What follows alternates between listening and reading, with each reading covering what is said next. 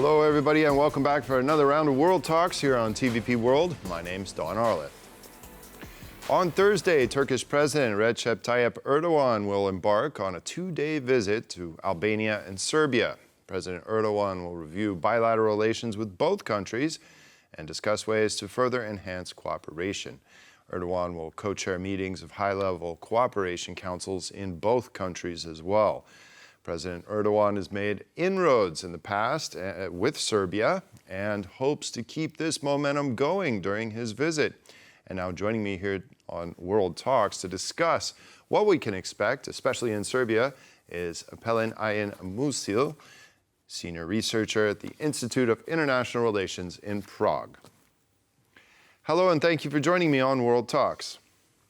Hello, thank you for your invitation. Yes, now Erdoğan and Vučić have significantly improved their relations since the Turkish president made the landmark visit back in 2017. Now today, what are the main areas and those areas that are most significant as far as their cooperation is concerned? Yes, with Serbia, Turkey's relations are mostly pragmatic and economic.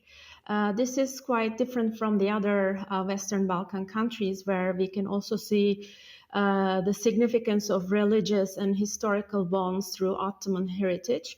So Serbia stands out in terms of having a more pragmatic and economic relationship with Turkey. And we also see this on the agenda of the meeting. That Erdoğan is actually going to participate in a high-level business forum. Mm-hmm. So it's more or less signifies that this is going to be based on boosting the economic relations with Serbia. And Serbia actually within the Western Balkan region is the one country that leads the others in its share of Turkey's exports.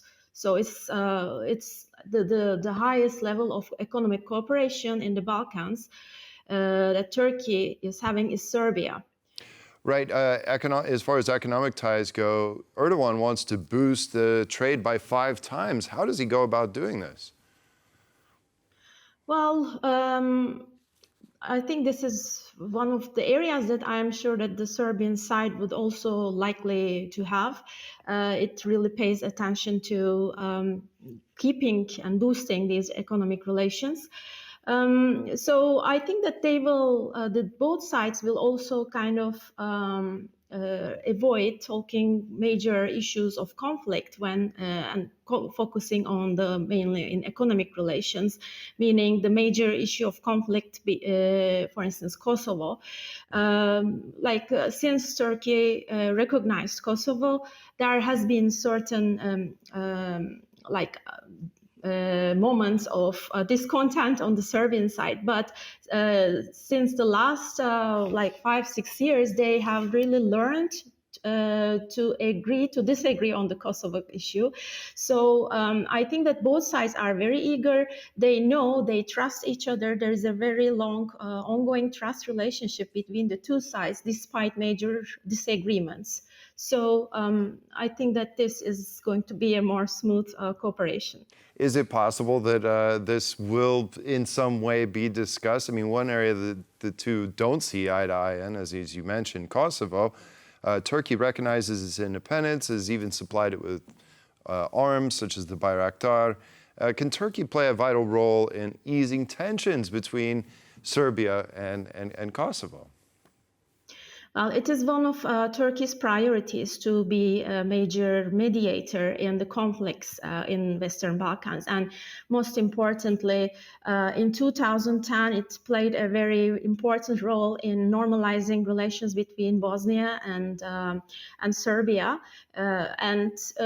Somehow, within this particular conflict, Serbia-Kosovo conflict, it is less, we see a kind of weaker position to mediate because Turkey really recognizes Kosovo and has a very special historical bond with Kosovo, and under no condition would want to would want to put it under any risk, the relations with Kosovo. But at the same time, President Erdoğan shows a very important understanding of Serbian national interests. And therefore, despite this disagreement on the Kosovo issue, the two presidents really trust each other, and the Serbian president also welcomes Erdoğan and invites him to actually mediate these conflicts. So I would say like Turkey is really influential and gained the trust of the Serbian side as well as Kosovo and formerly Bosnia. So it's a quite influential actor.